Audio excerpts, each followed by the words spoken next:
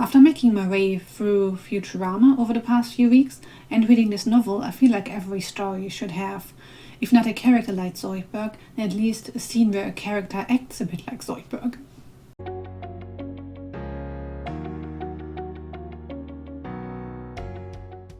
Hey guys, welcome back to my channel. I'm Kat, and today I would like to talk about There's No Such Thing as an Easy Job by Kikuko Tsumura. In this book, an unnamed young woman quits her job after burnout and sets out to find a job that demands as little as possible from her. She starts off in a surveillance company where she watches an author who is in possession of some contraband he doesn't even know about because he got it in a DVD case by a contact.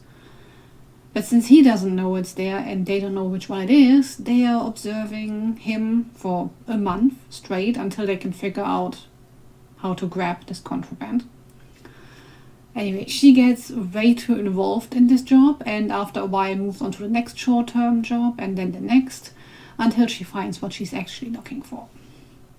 I went into this book not really knowing what to expect. I saw a short review on Instagram by somebody who was like, whatever, looks interesting enough, let's see. And I found this insightful and at points hilariously surreal. More than one job the protagonist goes through gives you the impression that there's either something fishy or something borderline supernatural going on. All of those jobs are interesting to observe and give you an insight into either the character or suburban Japanese life, if you will. The first job, where she surveys this author, features at least a full page of her being upset about something. So she sees this footage like a day or two after the fact. So when she watches him read an ad about German sausage that comes incredibly cheap in this one supermarket, she's all like, oh my god, I need this stuff too. She sets out for the supermarket, but because she watched it like 2 days later, the offer is no longer valid and they are completely out of Wurst.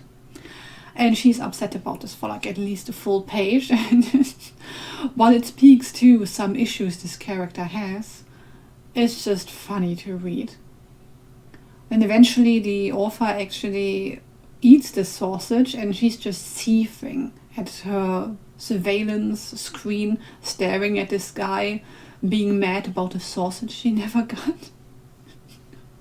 And it's not the only instance in the book where you're like, what am I even reading? What are you doing? This is also the Zoidberg instance. It's not quite what the book intended. It was supposed to be funny, alright, just likely not in a Zoidberg way. But she climbs out of a window somewhere, and because the gap between the windows is so narrow, she has to move sideways like a crab, and all I could hear in my head was like Zoidberg going whoop, whoop, whoop, whoop, whoop, while he's going out of there. It did take me a while to figure out that the MC was female because it's written from first person perspective, and I don't think you ever get to see her name. Like eventually it becomes clear that at least you're talking about a woman, but I think at least for a couple of pages it could have gone either way. It doesn't really matter in the grand scheme of things, but you know, you might want to know a bit more about your MC when you read a book. And I would have known this if I had read the back cover, but I didn't, so I wasn't quite sure. The pace was a bit slow at times, and I guess it depends on how much interest you have for the suburban life of Japanese housewives. This particular chapter about the postering job featured quite a few of the neighbors and their marital or household problems, and at points I lost track of like who exactly is who, but it also doesn't matter too much for the story. The protagonist is likable, but definitely has some flaws. For instance, I think she's a bit on the judgmental side sometimes, but generally she is a person who actually cares too much about the things she does, and that's why she burned out in the first place. Yeah, for every job she took on, I kind of hoped that she would stay there because she always got invested and she always achieved something or made her environment better by being there. But she always moved on, either because she had a valid reason or because she imagined she had a reason, because one of the jobs she leaves because she thinks somebody is coming for her job, when it's not really the case.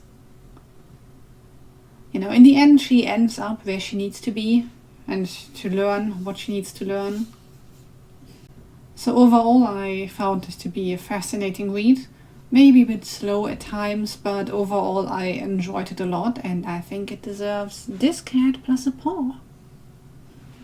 I guess I will keep this on the shorter side because I think with the bits I've said so far I already put enough spoilers in here and I don't want to add any more to that. But yeah, for every job she takes on she solves a mystery or problem of sorts, and I thought it was just fun to follow her throughout the whole story. Thank you guys so much for watching. Let me know in the comments whether you read the book and what you made of it, or whether you've read a book recently that had a Zoidberg moment that I should be aware of. Well, like and subscribe if you want to help this channel out, and thank you so much for your time. I'll be back next week with another video. Bye guys!